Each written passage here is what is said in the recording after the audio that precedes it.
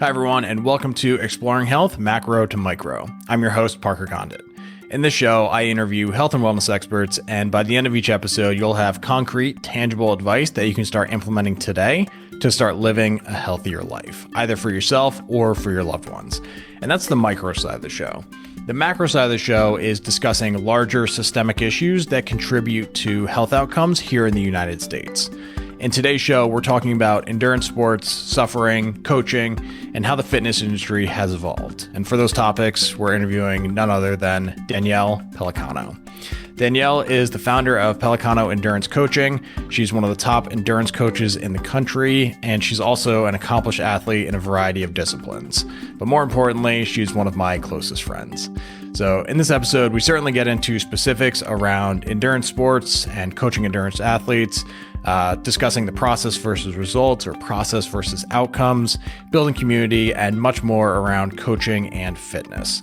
However, the main purpose of this episode is actually to serve as an introductory show for anyone who doesn't know Danielle that we can reference in the future. And the reason we would need to do that, we'll discuss it in more detail at the end of the show, but a preview is that Danielle will be a recurring co-host once a month for a segment we're calling On the Floor. Again, there'll be more on that at the end of the episode, but without further delay, please enjoy my conversation with Danielle Pellicano.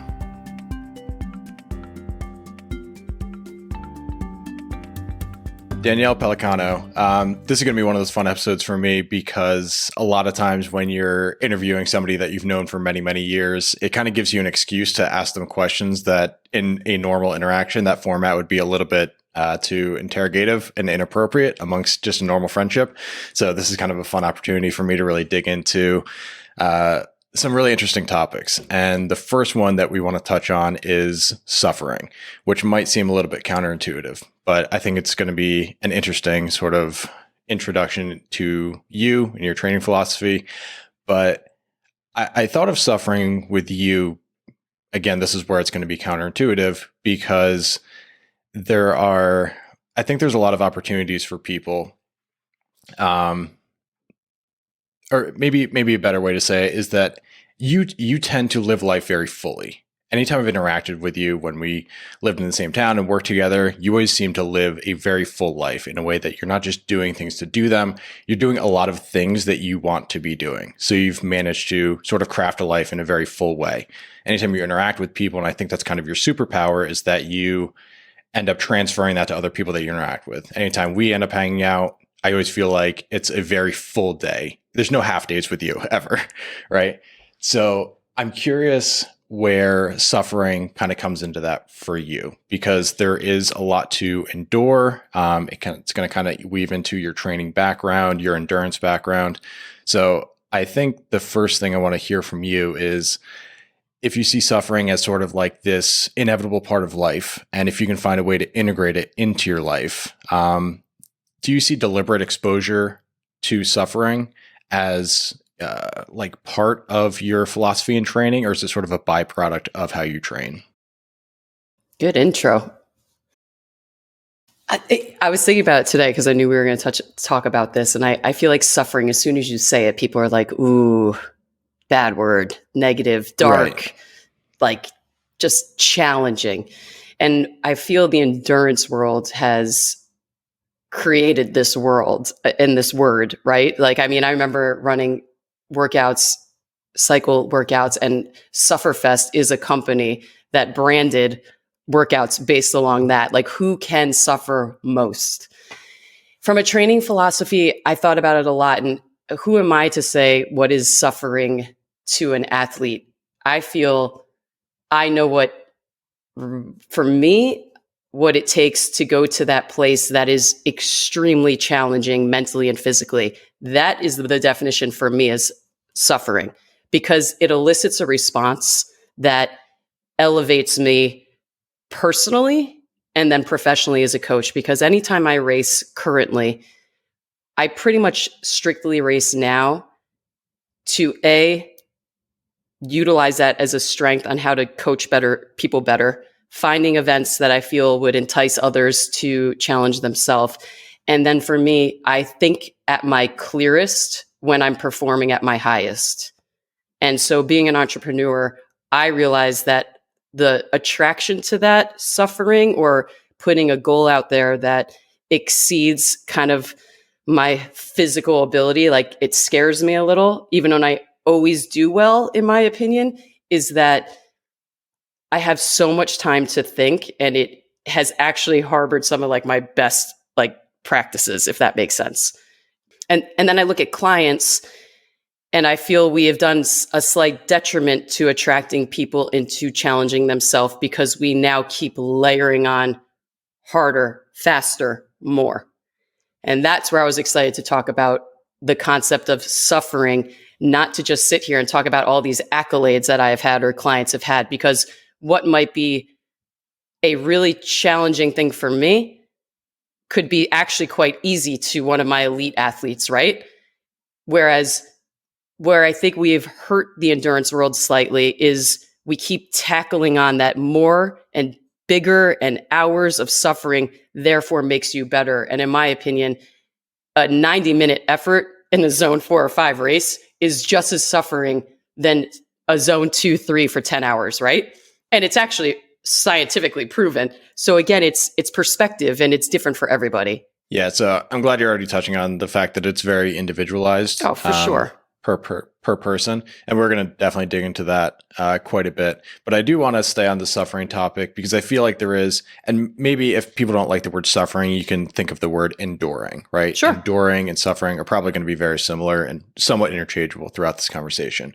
But I feel like there is crossover between people who can get into endurance sports and endure or suffer, and a very high ROI in other aspects of their life. Is this something you've seen with your athletes? And if so, like which aspects of their life tend to reap the benefits? I have taken my coaching over the years, and I thought about it a lot today as well. It's like you layer on experience.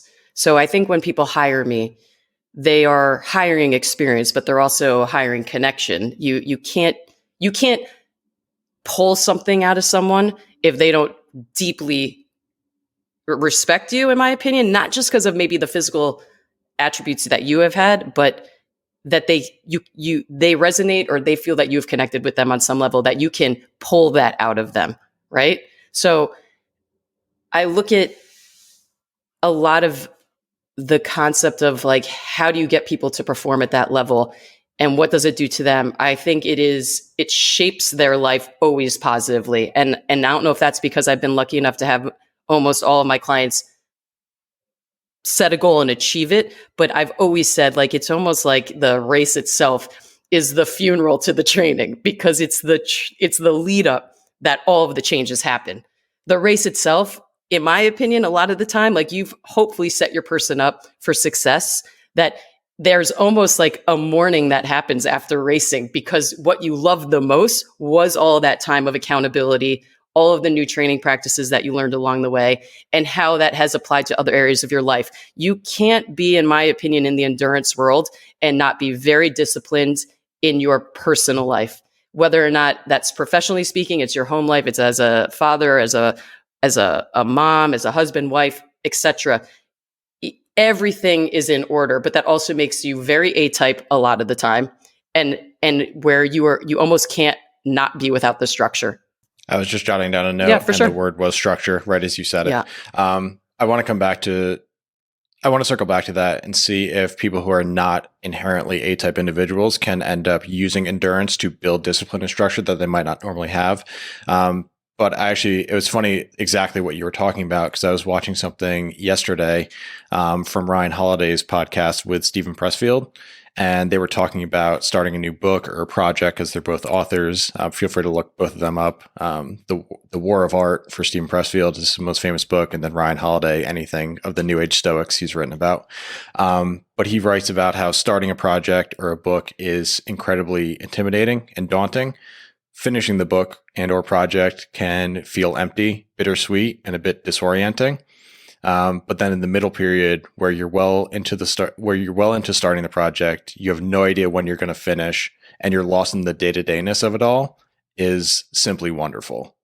So I saw that, and I was like, I wonder if there's going to be any transfer to either that feeling of an endurance race or endurance event, or probably more so the entire training period? So I think based on what you said, would you agree it's more the training period that sentiment relates to? Yes, because it's that's the feedback loop that you hear after you've taken someone who, I'll be honest, I would say a minimum relationship with, I don't care who the person is. If it's a younger athlete, and when I say that, I'm saying 20s, 30s, or the aging athlete. And I'm in my 40s. So when I say aging, I always look at things as age grouping. And anyone that is listening to this that lives in like we celebrate birthdays based on what age group we're now like racing in. So in your mid 40s and up, we're now considered an aging athlete. That's not a bad thing. I mean, just to pivot, you usually are peaking like 10 years into your sport anyway. So like 40s is like the sweet spot.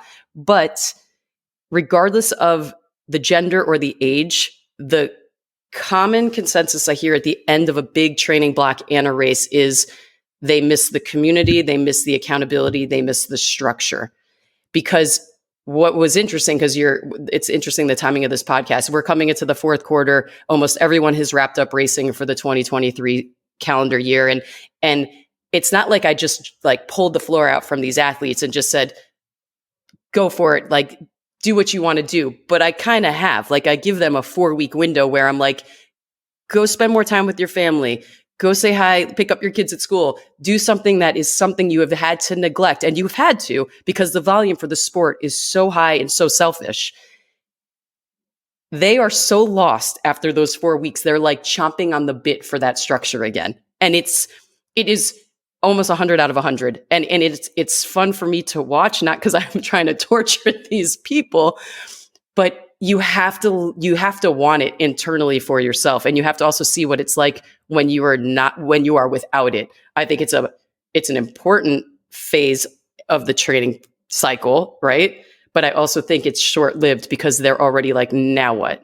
Yeah, I think it's a very important point. I'm not sure exactly the philosophy this comes from, but it's the idea of embracing the empty space in a room, or it's like the empty space in the room really defines the structure of the room. So it's kind of like finding those empty spaces in your life and learning to sit with those and not always needing to be going, which for these types of athletes tends to be their, from when they're born to when they die. If possible, they're just going to be doing. But then it's also like, what brings you enjoyment outside of your sport? Because if I'm doing my job, I want you to obviously eat, sleep, breathe training when you're doing your big race. I get it. But I think I also do a good job of absolutely encouraging hobbies outside of your sport. Like, A, you ask about them. B, you encourage, like I say it, and I think because I have kind of a joking side to me, it's just to bring down the level of intensity, because I'm extremely intense. I think that was your nice way of introducing me. Like, I love that you're just so sweet. I find myself exhausting to people when they have me like one-on-one for a very small window of time, which is what Parker endured not too long ago. Because to your point, I get so excited about life, and I love racing and I love what I do, that I also have to be able to remove my own self, actually like walk the walk of what I'm preaching to the others. Hence, I do have a lot of hobbies outside of sport, thank goodness, which is why I just keep moving and decorating new places. Okay, good. I'm glad I got a cackle out of you. But no, in all seriousness, you have to be well balanced, because I call it chasing the dragon. The endurance world is so addictive that it is a constant chase, and it's like you are chasing the dragon, and it's great, but what's it really feeding you in return? And what I think my company has done well is I'm very good at connecting. So I leave athletes connected with other athletes, which genuinely become new friends and new training partners, and now a new social realm, right? So I think what I always look to do, and my biggest takeaway, for example, we just raced this past weekend in Arizona. I brought together different pools of people from different walks of life that I all train, but when they get together and they connect, that is what made the weekend. I already knew they were going to bike and do well, but what is that like, the chemistry of like the downtime? And are you only talking about spandex sports? No, like what else? Like talk about your families and hobbies and other things. Yeah. So that's when we saw each other. You came down here to visit a few days before and after this last event. And it's like the event can only take up so much time, even when it's a long race, like a 100-mile bike ride. It can only take up so much time. So it's very much the community aspect that I think is one of the things you do probably better than anyone, is like building the relationships with athletes and then facilitating the community aspect to kind of keep them going. So they're not constantly on the wheel of needing your encouragement, which is, like Said it's perfectly. very counterintuitive. No, it's like, said perfectly. It's like the worst business model where you're like, I want people to not be reliant on me long term. Yeah, which is why my book still hasn't been published, but we're getting there. All right. I want to go back to like two things that you said, and I want to make sure I'm getting that correctly. One, or maybe just get some clarification. The process ends up being the ultimate benefit of what anyone who works with you, that's what they get out of it, right? Learning to love the process and I guess build in that discipline and structure into their life, but it's not really the outcome of the race, right? People are going to be a little bit happier on the race day if they hit their target time or whatever it might be, but it's really the process.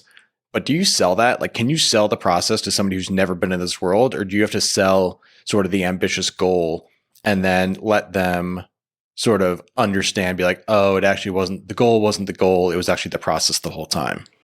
I have two responses. The ambitious goal always has to come first, especially if it's a new athlete, one that has yet to work with you. It's the only thing that loops them. And it should be. And I'm at a point now where I'm established enough where people are seeking me out already with a goal, right? Whereas to retain what I have, I then have to throw the race schedule out and get people biting. And that's a two-pronged business model. I also don't want it to seem like we are couched to 5K people and it's just your average Joe racing. What's so incredible, I think, about especially my roster this past year, it was a little older than my rosters in the past, meaning the majority of all my athletes were 40 plus. And that's awesome. It's different. I'm aging with my clientele. It makes sense. If anything, that's a good thing for someone in my position. It means they're sticking with you. But yeah, you're getting older and so are they. So I've had to retrain myself in some of my practices because it's uncharted water a little bit, right? But I never want to undermine the achievement. I just need it to be, we can get so narrow focused in the goal that we are missing out on so much more of what enriches that final race day. But I never bring that down to just laughs and good times and expecting everyone to do well. They're like lining up ready to like rip their legs off. So only a few are out there to be like, I'm here to like take in the scene and do my best. I don't totally encourage that behavior, but I also don't like dampen it, if that makes sense. Just because I think it's important. And I, for those that will be listening, I don't want that to seem like that's just how Coach D feels about when people set up for, no, like this is big stuff. And I think what calms their nerves is actually how calm I am in preparation and in execution on race day. I'm an extremely calm. That has come with years of racing myself, but it also has come with years of just my calm comes from my nerves being dampened by me just worrying about them doing well, that I almost forget that I'm racing too. I love that position. I have grown into it and I thoroughly enjoy it. Yeah, it's got to be a nice mental break for you just to focus very externally. So, all right, I'm glad you clarified that and just understanding that there does have to be that big ambitious goal first. Like, I think one of the things you've always done really well, at least from the outside that I've been able to see, is getting people kind of from the couch to very ambitious race distances, like marathon, like full marathons. Why are you so successful? Like getting people to kind of overcome. These are the people who thought, I can probably do a 5K. I can never do a 10K, right? And then you just leap that by like 20 miles. Like, so how do you get people to like kind of mentally commit to something with that chasm that's probably already existing in their mind?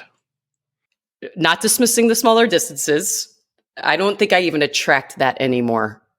I think my reputation precedes me now with the go big or go home.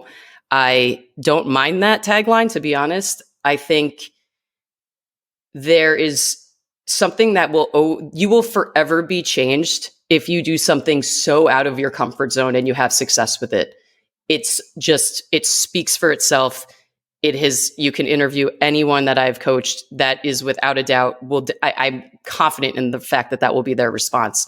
It has provided me such purpose for myself personally and professionally to get people to do things that they genuinely felt they would never do.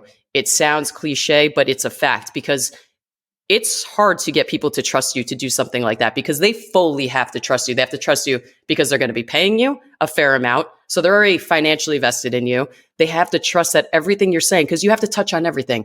You have to touch on rest and mindset. You have to touch on nutrition. You have to touch on the strength training side of it, then the endurance volume. There's so many pillars to getting these people successful that it's also what has provided me my lifestyle and my career, right? Otherwise, yeah, there's so much information out there. You could pull anything you want. What you're buying into is a community that I have fostered and I've nurtured, and that I will not just let anyone into, right? That you share with others. And my biggest thing is when I see that these people have like taken on their own thing and they're training on their own, and I'm overseeing that, I'm like, this is wonderful, because I know that so much is going to come from that. It just does. And then you watch it, and then they're your best seller, right? When they start talking about where they started and what Coach D has gotten them to do, and then we joke, and there's always a good laugh. But then when you're just all of a sudden like rambling off races around the country, and then you realize you now gone internationally, like there's something so contagious about that energy that I don't even need to speak about it. You can ask anybody. Right. I mean, it's the oldest adage of the best marketing is word of mouth, which is, if you build real relationships and you build real community aspect and you kind of get them hooked on these big goals and then get them addicted to the process, like it's impossible not to talk about it. And I just think we talk about connection, and I just realized, and I'm going to pivot, and you could cut me off whenever you need to, but like I look at like the current day and age and how inundated we are with technology, which I love, and when used correctly has been an asset to a coach like myself as well. But I think we are at a height of missing human connection again, that I am never feeling like my job is being threatened by technology. And I'm unique, because a lot of trainers and coaches would definitely speak differently. I feel like my business has been doing the best it's ever done, because I haven't changed my model too much about the importance of connection. And we talk about it, and it's not that easy. Like you have to be like a pretty solid human to be able to attract people that trust you and continue to train with you. So I'm not just speaking of it from like a sales side. Like it is genuinely provided me with purpose my entire career. It's what has kept me entrepreneurial. It has kept me from the bad days I've had to being positive and understanding, like, look how much you have done for others, truly. And yeah, the vehicle has been sport, but come on, there's so much more that has come from that. And I'm grateful. Yeah. And like from a very self-serving perspective, it's like you get to kind of build this community of like-minded people. Oh, it's incredible. Yeah. I mean, it's a fun day job. Yeah, exactly. Did somebody teach you how to suffer? Only because my mother said this to me in passing the other day. I probably will never go an episode without bringing her up. She's my best friend, and she's been like, yeah, it's just what it is. And anyone that knows Monet knows it. And we are thick as thieves, close. What makes my mother so special is we are so different as well. And she absolutely knows just the thing to say that motivates me, but also isn't afraid to hurt my feelings. And when you bring that question up, the reason I say that is I called her last week and I was going on some rant, and she just lets me go. She knows, much like you. Like, Parker, you're good like that too. Like, my mind just is on overdrive, that sometimes I just need to feel like I've been heard, that I don't even know if I want to be told anything, right? But my mother, based on the rant, was like, Danielle, you have never, even since you were a kid, needed your dad or I to push you or to motivate you. It was always internal. It's not a cop-out to your question, but I thought about it, and I feel like I've just always been so intense from an athletic perspective and from a personal one. Like, personal achievement is important to me. It still is. That I'm almost my worst enemy. So I create the suffering for myself. And that is very unique. And I actually think I reflect on it often. Even like when we were talking last night, you and I, like,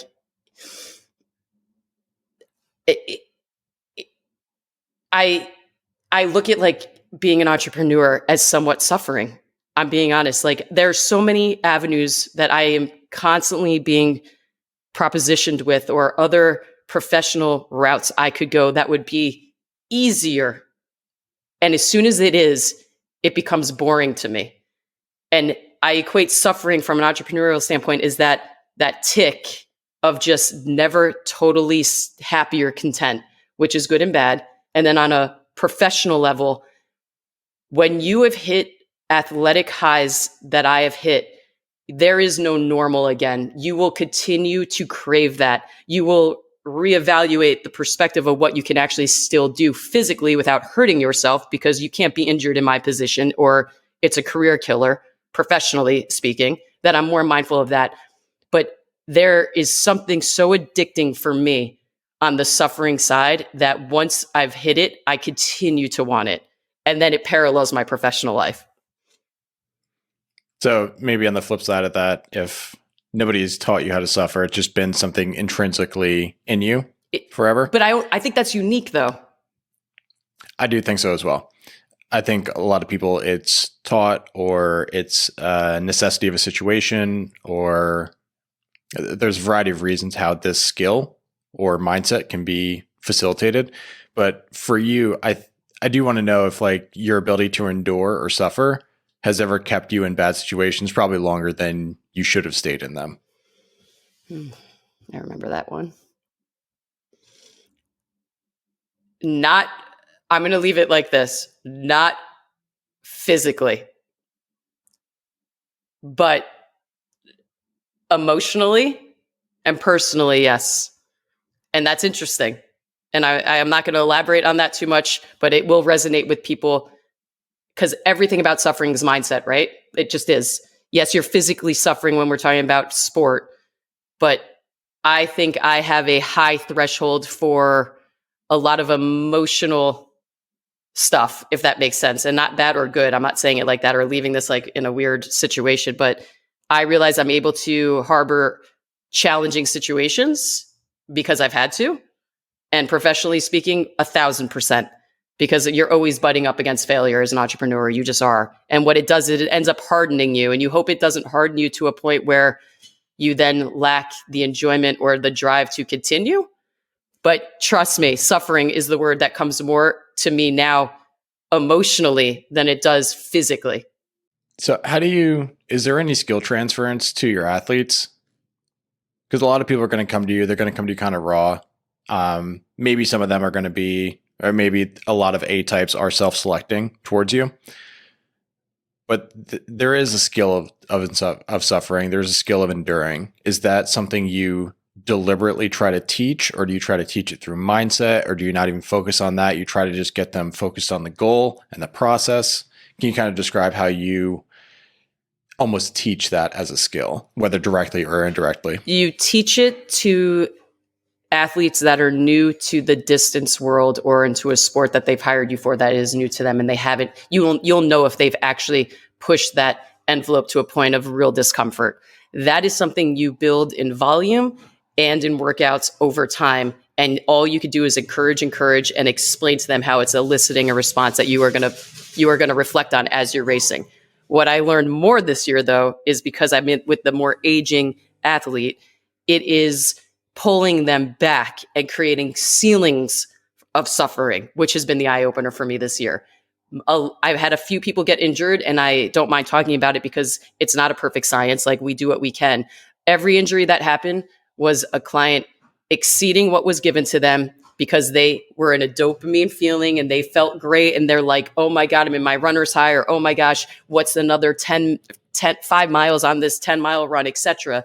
Those things, that is challenging, because when you're dealing with people that have embraced suffering, crave suffering, and enjoy it, they only feel that if they hit that level in most all of their workouts, they're not doing anything at all. And that's a problem. Very much so. Yeah. So one of the things when I'm moving down here to Scottsdale and started training, working with professional athletes, but like, you get a spectrum, right? Because some of them were more on like the ball sport athletes, and others were like golfers. So not to talk trash about golfers, but like, of the two spectrums, generally golfers are not training hard enough, And then on the other side, like most ball sport athletes are overtraining. So it's this weird word tethering where it's like you got to kind of pull both ends to the middle, where one group, it's like you said, it's putting a governor on them. It's like you need to facilitate better recovery techniques and probably just more appropriate volume and more specific volume at the right times. Correct. And then on the other side, it's like you've never trained hard in your life. Right. So and you have to be, you're right, because we got down there and we were in the golf market together, and again, it's talk about a sport that I've never seen athletes suffer more mentally on a day-to-day basis than golfers.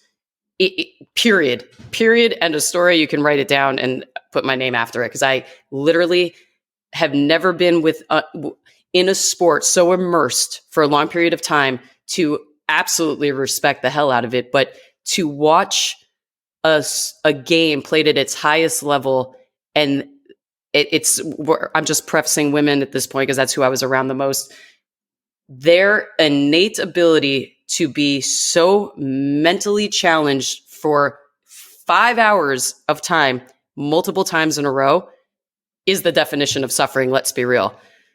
Then you bring in someone like me who's, yes, you end up becoming somewhat of a mental coach, as we do with all of my athletes. I don't wear that hat, but you do talk about everything. Like, you end up being a very important role in that person's life, but you take it to the physical side. And what was such a hard thing for me to witness was like, okay, why are you able to endure such mental toughness on the course all day? And then we go to the gym, and I'm not saying they're all like this or they didn't evolve, but it would, like, to watch them try to like physically suffer. They're like, whoa, hold on right there. Right.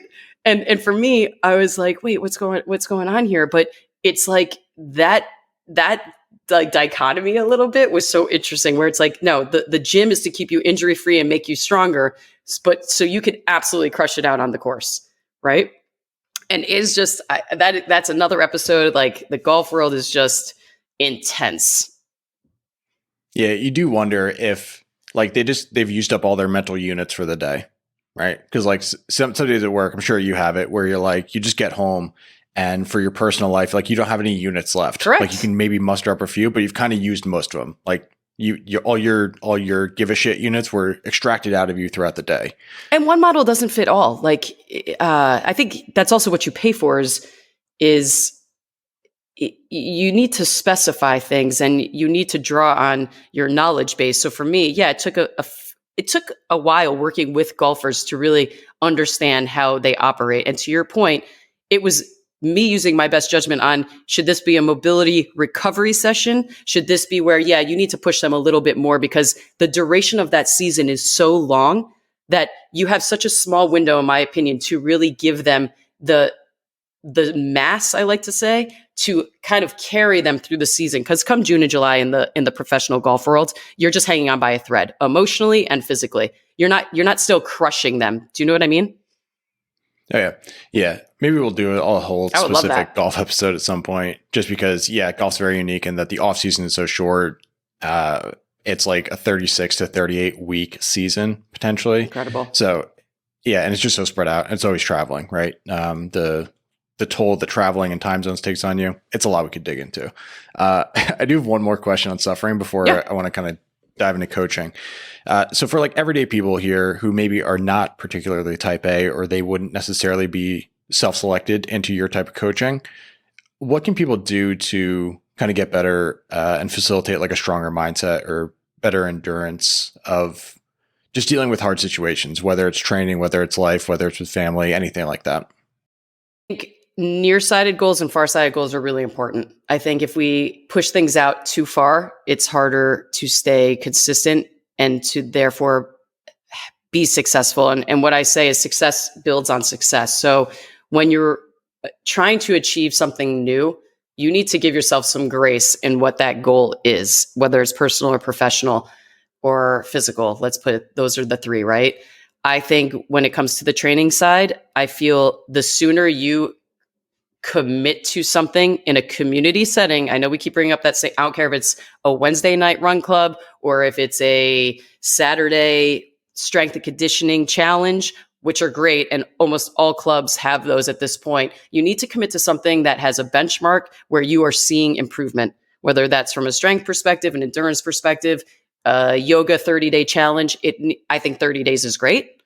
And I think you layer on from there, but you need to get into a routine.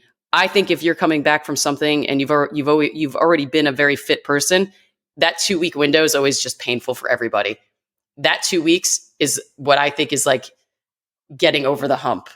And it seems so small. I actually think it's fair. Like if you can say yes to a 2-week anything consistently, you probably will make it to the other side and be like on your way. And from there, it's a matter of if you don't have accountability, you are not going to be successful. Very few people, very few are self-motivated. And that's just because that's how they are. I think it matters to show up for a buddy. It matters to show up for a trainer. It matters to show up for a class. It matters. That's why group runs are awesome. They're usually through like local shops. Then you meet new people. And then it just kind of goes from there. But I've said this all my life. Any podcast you pull, I've said that exact sentence. And whether or not people have ever done it, I don't know. But it is that easy in my opinion. So what are the thresholds for the near term and far term goals? Near term would be what I just discussed, like what I just said, where it's like a 30-day, 90-day type of challenge are fantastic because those are near term, meaning you typically have something that you're checking a box, you see it, it's not overwhelming. Long term, if you go from 0 to only signing up for a marathon that's 20 to 24 weeks out, that could be very overwhelming. And you're probably going to spend another 4 weeks just kind of flopping around trying to figure out where is that structure, right? Yep. But those are the things that I mean. Whereas you kickstart something, you're already getting that routine going, and then it will just naturally progress you into what that long-term goal is. And you're starting from a position instead of the couch, you're now upright. You know what I mean? Very much so. Yeah. I mean, couch to race can be fun, but it's usually not exactly what you would suggest. Because most people are strong enough to just suffer through something, but where's the enjoyment? And my biggest thing is, and I don't at least want them on my team, I don't want you crawling across the finish line. Like that isn't a testament to my training being like, woo. No, I want you to feel, I'm not saying you're doing a cartwheel either, but like, I want you to feel like, holy cow, I did extremely well. I'm injury free. And within a 24-hour window, I want to do something else. Mm-hmm. That to me is a successful training plan. I like that. That's not probably one of the metrics that you can really describe. No. But hopefully people can kind of harness that feeling a little bit when they're thinking about their next goals. Yeah. So I want to go on to coaching now. You've already alluded to this in that there's a lot of different hats you can wear, from coach to personal trainer to friend to confidant to therapist. It can get very messy. How do you end up sort of creating boundaries for your athletes? Because you need to be there enough to build a relationship, but there still needs to be those boundaries for a healthy relationship on both sides. I think a couple things. As you age in this business, if you've been good to others and they have been good to you, you hope you've built a cohesive team or network around you professionally that you outsource, right? That's a huge one. Like I have a very solid team that if it's a body worker, a massage therapist, mental coach, chiropractor, even down to the shoe store, you need to build those relationships as an entity like myself so that you are a resource to your person. So resource is a big word.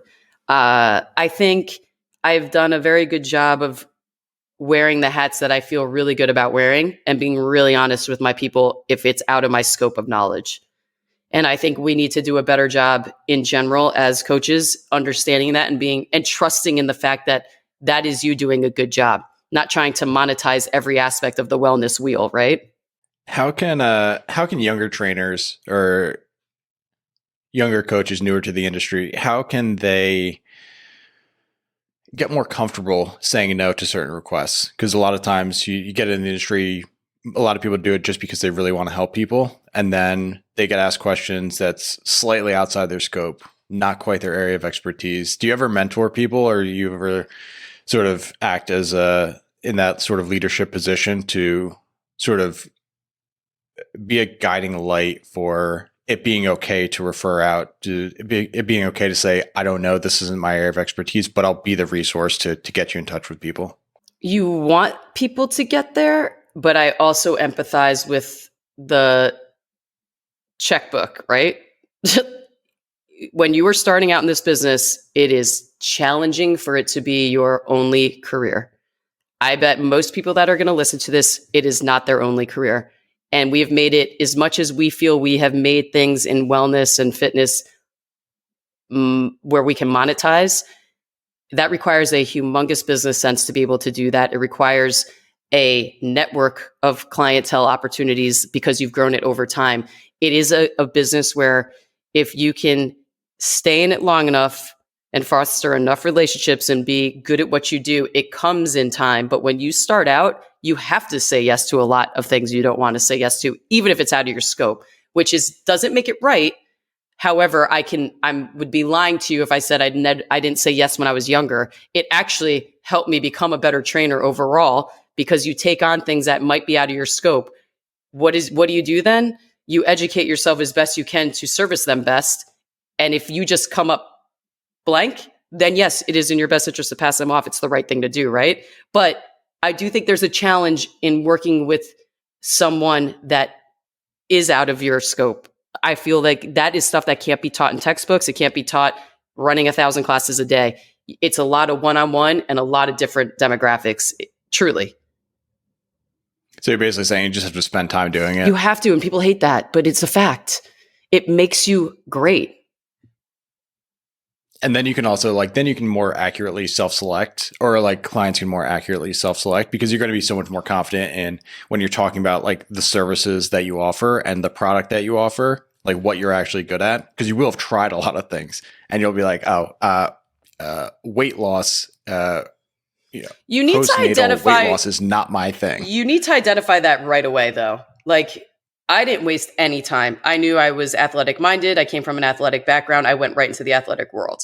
I had to pivot from there and I picked endurance because it was an untapped market. So it was a business move on my behalf that I also started to dabble in after playing professional soccer, where I was like, okay, I'm having success in this.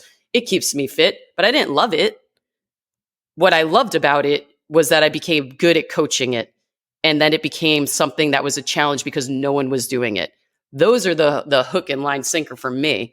But that was me saying yes to something that was a little out of my comfort zone, but I had to immerse myself in the sport, understand it, and then I had to attract the clientele, and then I had to figure out programming and an environment that would entice them to understand this is a niche sport and it requires that type of facility and that type of training. And then I was all in, and I was very tunnel visioned about it. If you didn't want to train like that, you didn't train at my facility. Mm-hmm. Yeah, it's very clear expectations on both sides. Did you have a mentor in those early years?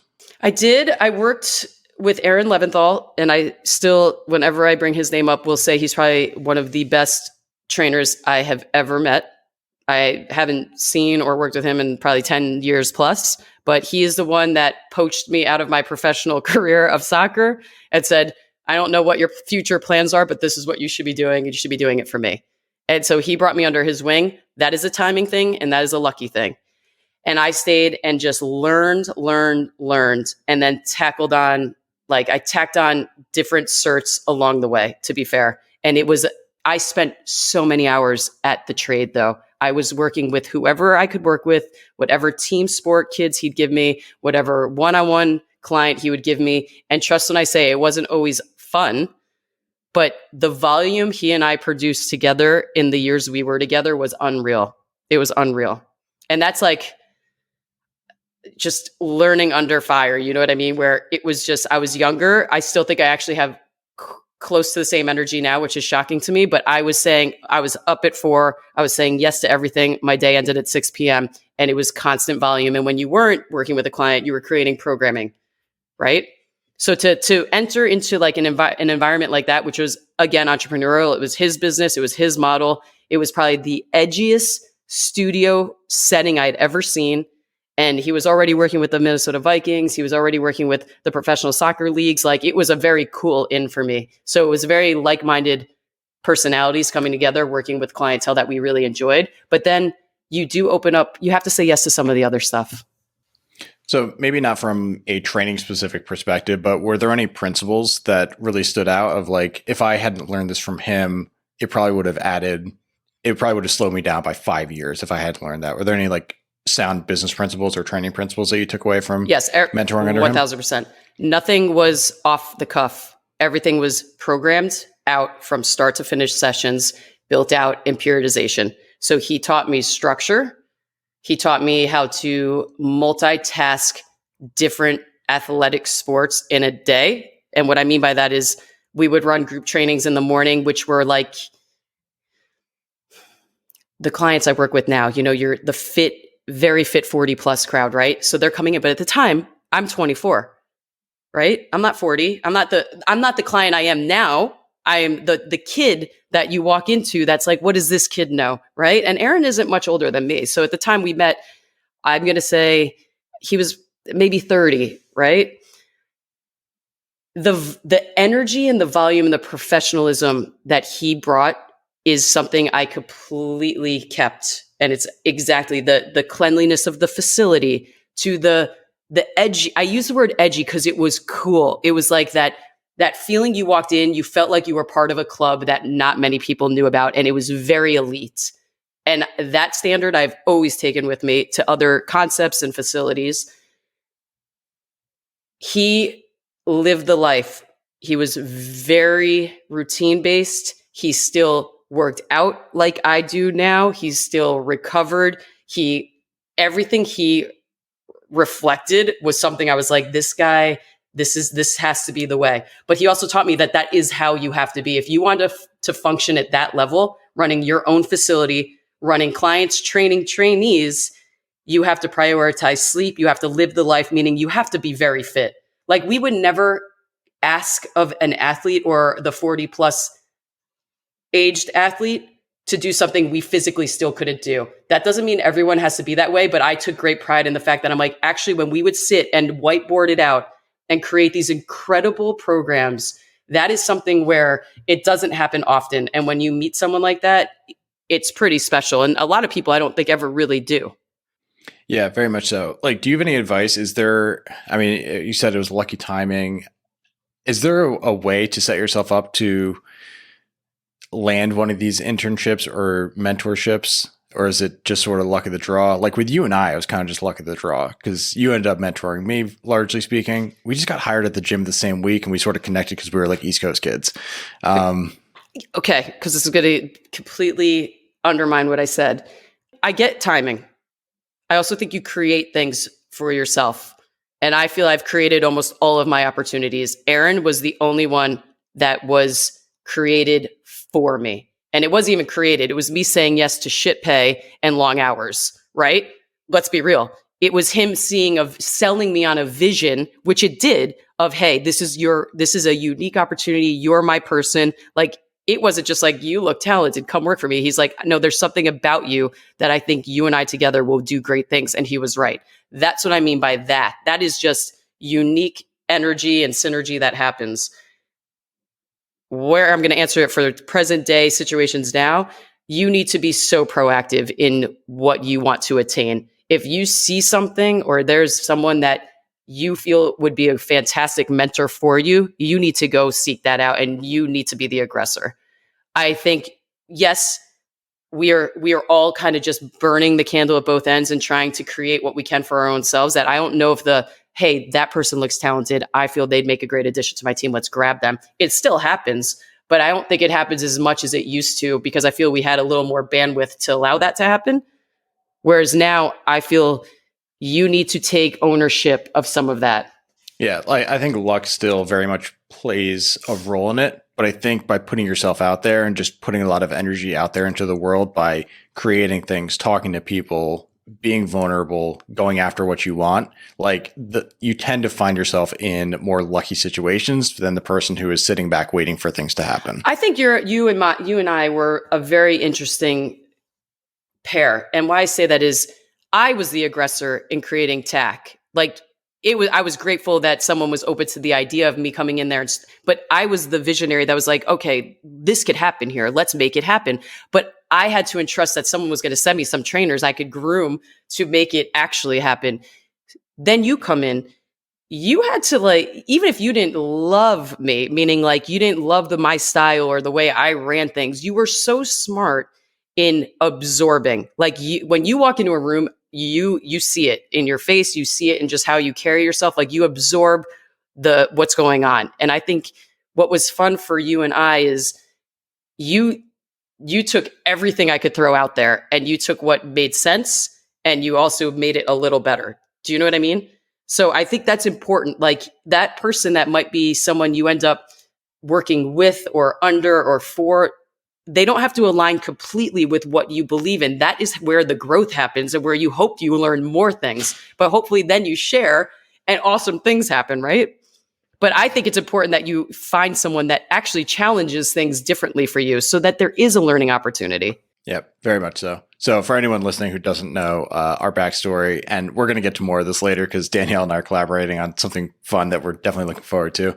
But when I first started training, Danielle, you were largely the first mentor at TAC, really set me up for success, ended up sort of passing off that department to me at a very early age in my career. So again, it's like these things can sort of, if you find the right person and there is good alignment, and you're willing to learn and you're willing to kind of do those long hours and just adopt but not just adopt blindly, like you said, right, and just like iterate on it.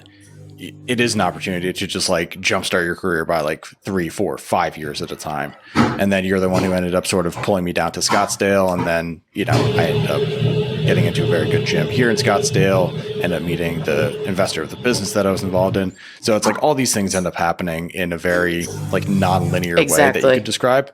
But again, it's just like putting yourself out there and being willing to just put energy out towards some specific goal that you're looking for, even if it doesn't like, you can't immediately see the linear path to how you're going to end up there. And I feel that's another thing to touch on, patience. And I laugh because people be like, Danielle's talking about patience. I actually have a lot of patience. I think the way I come across, I just seem very like excited about things all the time. So whatever, but I have a great deal of patience. Where I feel that has proven itself is you also have to believe that something you're doing and feel so good about is also opening doors to something else. Or you might just love what you're doing till you don't love it anymore. But you have to trust if you're doing things that you're really passionate about, you just don't know like what that next door is. And in our business, they open quickly and they shut quickly. And that's why it's not for the fair-hearted. Like it happens fast. It's hard. Yeah. But it is a fun industry. No, I love it. I mean, let's be real. We joke. That's how our nights always end up. We start laughing every time. Once we've talked about all the things and we were like, what else would we be doing? Yeah, no, it's exactly right. So like one more question on coaching. Has your motivation changed from like the beginning of your career to where you are now? Like, because we've touched on it a few times. It is a grind. It's a huge energy commitment. It's a huge emotional commitment to really go on this journey with athletes, with clients. So there needs to be a strong motivation to keep doing it. Has that changed from when you started to where you are now? Yes. I would say the idea, the hope that all of this time that I've spent doing and building what I've built will eventually lead me towards the person that wants to collaborate on another thing that's even bigger than what I'm doing. I'm not joking. It keeps me motivated. It keeps me, I don't like the word hopeful. Like, I feel like that's someone without a plan. I don't think that's me. I just, the one con, which could be a pro to other coaches, it has been hard solely being by myself. Even known people that will listen will be like, wait, what is she talking about? She teaches at this club and runs a class, and it's busy and it's full. Yes, I do that so I get that engagement, right? Because as soon as I leave those environments, it is me and me. And that I thought would have changed by now. And again, I have to just believe that it hasn't for a good reason. My motivation has not dwindled even the slightest. If anything, it's been heightened by new avenues that I feel have presented themselves because of my time in the industry and my interests become more clear. I do feel fortunate that I have really stayed true to my purpose of why I got in the business to begin with. And I feel very lucky that I've been able to do that. You know what I mean? Like, not much about my brand has changed. The only thing that it has changed is I've moved around and I've been able to spread that elsewhere. And that has been a gift. It's an absolute gift. Yeah, I think that segues nicely into kind of talking about the fitness industry as a whole. Are there any like very glaring examples of how the industry has changed since you first got into it? I mean, you've probably seen sort of CrossFit have its peak and sort of dwindle since then, the evolution to much more boutique, like boutique gym models popping up. Big box gyms have existed kind of throughout the duration of your career. Have they changed at all? Yoga has become much more popular, mindfulness, recovery techniques, anything that you can kind of touch on from when you first got into the industry to what you're seeing now? The word saturated is what becomes the first word that helps me define that. Saturated is the word. Everything you're saying. What's funny is at the core of fitness, I don't feel anything has changed. It just hasn't. We have chosen to try to monetize fitness and fancy it up by bringing in exterior factors, which aren't wrong. I mean, that as an entrepreneur, you'd be like shooting yourself in the foot to knock that. But everyone's looking for ways to leverage themselves in this business. And if you are someone that didn't start out early enough to have the box gym, not big box, but I'm talking the studio setting, the brick and mortar, I feel you really earn your keep having experienced that process. It just hardens you in the best way. You learn so much. Hopefully you're profitable. Hopefully maybe your doors are even still open, but there's something so organic about learning those business practices that you respect so much more about other areas of fitness going into them if you possibly have to work for them or anything like that. So I needed to throw that out there. I feel if it's used correctly, I feel Fitbits and Garmin's and Training Peaks and all the technology have been an asset to making my career have longevity. I love the data. I feel it, if used correctly, you're not losing the personalization of a coach. You are just arming your coach with just better benchmarks to make you better. So if that's used correctly and you don't just try to automate everything like that, because again, it's all in how things are utilized, right? And then administered. You can easily automate everything, and good luck on retention is my thoughts. I think what we have done poorly in fitness is we've tried to make everything so attainable so quickly and easily that there's no personal interaction to what we're giving out. And I think it's short-sighted and most people don't have success. And let's be real, that's just fact. I wish the boutique gyms were given more of a chance and wasn't made so hard to sustain, because I think that has provided so much community that those should be enriched more. I have to touch on those things because it's important. Yeah, very much so. I think kind of to expand on the idea of the particular technologies possibly being beneficial or detrimental, it's just a tool, right? All these technologies they're just a tool for you as an athlete or a client and your coach. If you use them properly, it can be wildly advantageous. Like hammers are awesome, but not if you only have a pile of screws, then they're kind of useless. Do you think like information, so you've also seen this sort of transition where access to information used to be a barrier for a lot of people as far as learning about exercise, nutrition, recovery, sleep. It was not gatekept, but it just wasn't as ubiquitous as it is today. So have you seen like the ubiquity of information as being a net positive for people, or is it almost overwhelming at this point? I feel for the majority, it's overwhelming because it's so attainable. And then all of a sudden, I mean, my favorite is seeing people with like double Fitbit watch, like smart things on their wrists. I'm not making fun. This is what I'm trying to say. I'm just observing that I'm like, well, which one are you using? Right. But they're like, well, this one monitors my sleep, but this one tells me my steps, but this one tells me my calories, but this one has my GPS. There you go, right there. Do you get what I mean? Again, well, who's dissecting that information for you and giving you what really should be your main focus?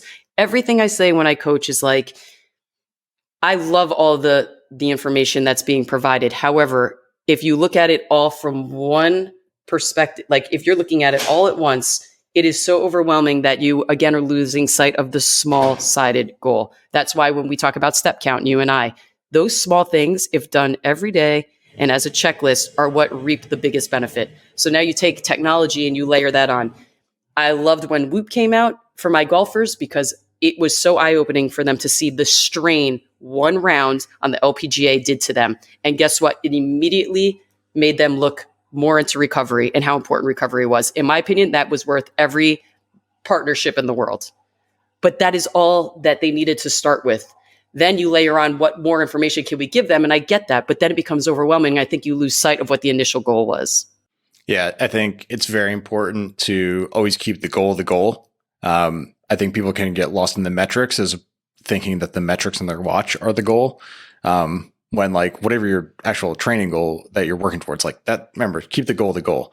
And then it's just so easy to get lost on the side of wearables with.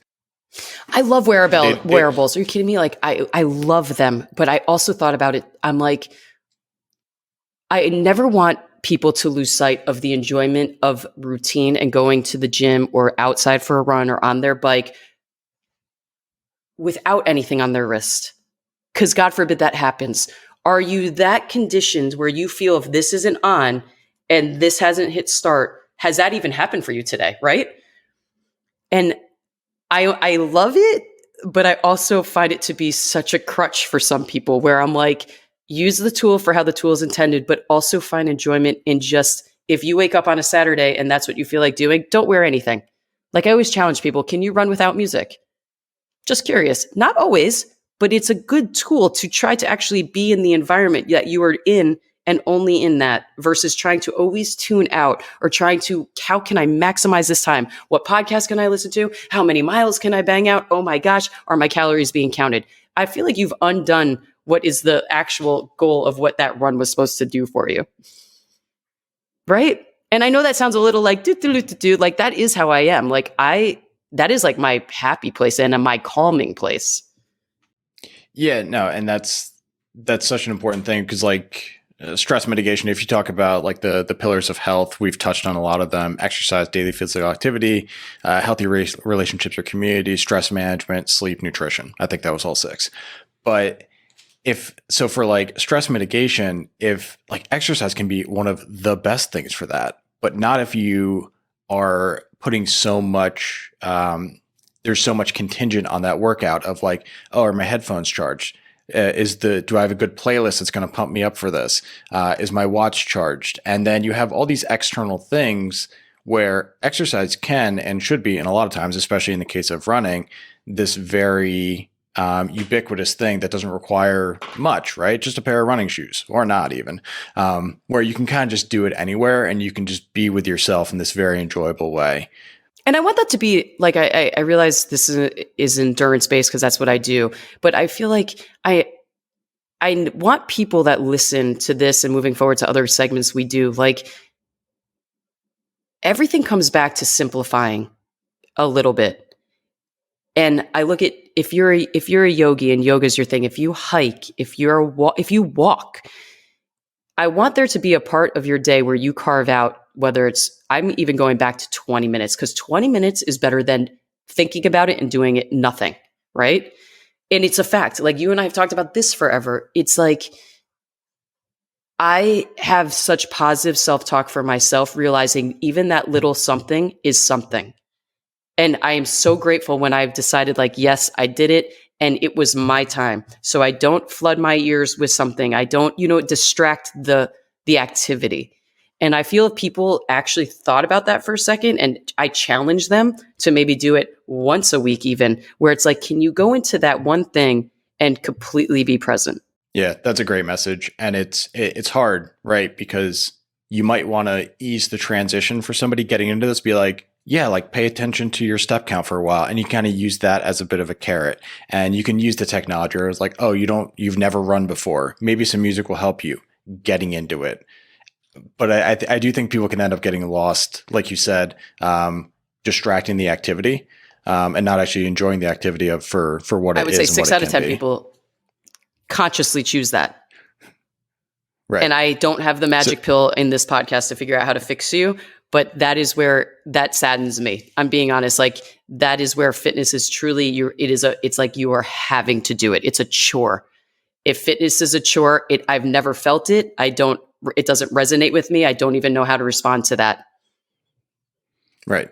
It is very much a privilege. Yeah. To have like a body that's healthy enough, and you're in a position where you have, like, this is one of the things you get to do with your time in a given day. It's an incredible privilege. Incredible. Right. So I don't know, maybe that'll snap some people out of that and just shift their mindset, even only for a day or two. Love it. Within the healthcare industry, or maybe not healthcare industry, but health and fitness industry, are there gaps that you see where there's certain areas that are still not getting enough attention, even with this really broad access to information? I wish there were more cohesive approaches to talking about all the things. I feel we have really segmented the health and wellness industry, and I realize we've done that because, well, like I said earlier, we don't want to say we wear all the hats, but I also think if this has been your life and this is what you've dedicated to, I do think you've earned a few more hats probably over time and know a lot more than you think you do and could help people a little more than maybe you choose to, if that makes sense. I think what I've learned, and I forget, and we talked about this, because we are so immersed in this industry and most of what we seek out for information or what floods our Instagram is all health and wellness. Let's be real, right? A lot of it that I sometimes forget that's probably not what floods everyone's Instagram or social media channel or Spotify podcast. Like for me, I feel like I'm constantly inundated with information, whereas others, I realize, nope, they're still hearing things for the first time. And who and what is giving that information? I feel we've made information so accessible. I'm not saying it's bad, but I think we've also allowed people to be what they call themselves, the masters of something, with absolutely no credibility of saying that. And so we're going to say something and we're going to say it is the best. And now that client comes into me the next day and they're like, what's the deal on this creatine? I'm supposed to be taking this every day. I've never even heard it. Those are big statements and those are big supplements and those are big conversations, right? That it's like, how do we best help service all of this information to these people and touch on everything, but also bring them back to like meeting them where they're at? Because all of a sudden, I think you get so overwhelmed with how much there is that it shuts everyone down. I can definitely see that. And that's it does though. Yeah, it does. No, I think that's like the perfect segue into like kind of the final segment of what this show is going to be, which luckily, if you've enjoyed this conversation, is going to be sort of an ongoing continuation of Danielle and I interacting. So I've worked in the healthcare industry for the past 4.5 years. So I've been largely disconnected from the day-to-day of actually like working with people one-on-one, hearing their requests, hearing their concerns, understanding like what's actually happening. So maybe a month or two ago, I reached out to you with this idea of I was kind of pivoting the existing podcast that I had into a personal podcast, which is what you're now listening to. And then I got overwhelmed by the idea of having to put out a full episode every single week. It's like 52 episodes in a year. I'm like, that's a lot. So I wanted to create some sort of like ongoing segment that's different than my typical like interview style podcast like this one, for example. So I came to you with the idea of like, could we do an on the floor segment where, because you're still working with people in the day to day, not only in your endurance training side of the business, but also in group classes at Lifetime and also like cycling classes. And what are the other ones? Alpha that you teach? Oh, I got more requests today, by the way. Okay. So there's a whole variety of classes. Oh, it's fantastic. And I'm like, I thought it'd be an awesome idea to just video. Well, you came up with the video idea of just videoing people's questions on the floor. And then we'll take those video segments and we'll put them up on screen and we'll spend as long as we can answering those questions for that specific person. So largely, if you're in the Minneapolis area, that's like the demographic we're going to be speaking to. But eventually we'll get to open this up to sort of the rest of the country, just sending in their video requests. But is that like a good enough explanation of what we're planning on doing? I'm very excited. So am I, because ever since we started working together, 8 years ago, is that when it was? It is. Yeah. And we started doing some sort of media just down in the windowless basement of TAC, where it all began. I've always just had this idea that we should do something from a media perspective. And I never really knew what it was. And we sort of like pump faked on a few ideas, but I'm very excited about this one. So far, the feedback that you've gotten just by putting the idea out to people in your classes has been very positive. And I think it's serving a need where there is that ubiquity of information. And it's just getting to the point now where it's like, what should I actually believe?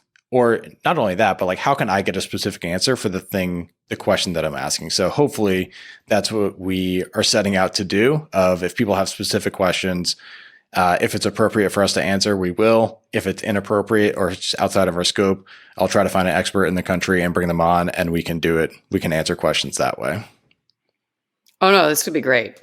Do you have any, can you just throw out some sample questions that people have thrown your way so far? Oh, I'm going to give you one from today. And because this is how, there is no bad question. And what's going to be great about this platform is it doesn't have to be this crazy thought out concept of like, can you give us the reasons to this? My question today was from my guy, Steve, and he came up to me. He goes, I have one that I want you and Parker to talk about. And he goes, I'm sure you could answer it right now, but I think would be cool to hear. He goes, when you become a distance runner and you're training in a winter element and you're doing a lot of your miles on the treadmill, as someone in my 40s, I'm starting to feel like my knees breaking down. Then all of a sudden I hop on like a YouTube channel and I'm told that my knees are supposed to be over my toes at all times. And now I see people walking backwards on the treadmill. Why? That was great. Like, there was so much I could have answered. Do you know what I mean? But that is not, I'm not dumbing this down or making it seem like that. He was dead serious, and rightfully so, because I see it. He's a big runner and he goes, am I only now going to be stuck running on the tread? Do you know what I mean? And if I can't endure the pounding of that treadmill, is my running career over? Is pretty much more the question, in my opinion. I have so many ways of combating that. Do you know what I mean?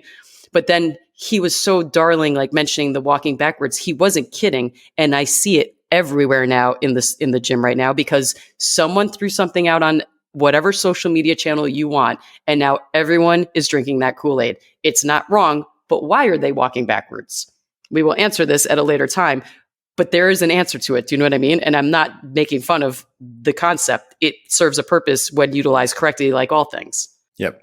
Yeah, no, I'm a huge fan of walking backwards, but it's so funny that it's the perfect example of something that you see on the internet and it looks good on the internet because it's unique. It sort of catches your eye. Be like, that's different. But why? Right? If you can't apply the why to your goals in your life and your training, then it ends up becoming irrelevant. But that's usually not explained. It's just like, here's this new thing, maybe with a 2 or 3 sentence explanation in the caption of an Instagram post as to why somebody's doing something. So those are largely the things that we're going to be tackling, and we'll try to make it as contextual to the person that's asking the question as well. Oh, it's going to be fantastic. Yeah. Right. So good. Yeah, no, I'm really excited for it. So is there anything else you want to add to kind of wrap up this episode? We covered a lot. No, I'm always grateful when I have the opportunity to talk to you and to reach a different audience and to discuss things. And I think, if anything, our on the floor segment is going to really personalize us to others. And I think when they see that side of us, it is going to be magic. Yeah, no, I'm really looking forward to it, because I haven't had to like flex that muscle in such a long time. So this is going to be like a fun challenge to sort of get me thinking in that way again. And again, I just love any sort of media / work / interaction with you. So it's going to be one of those fun things, really fun things that I get to do for work.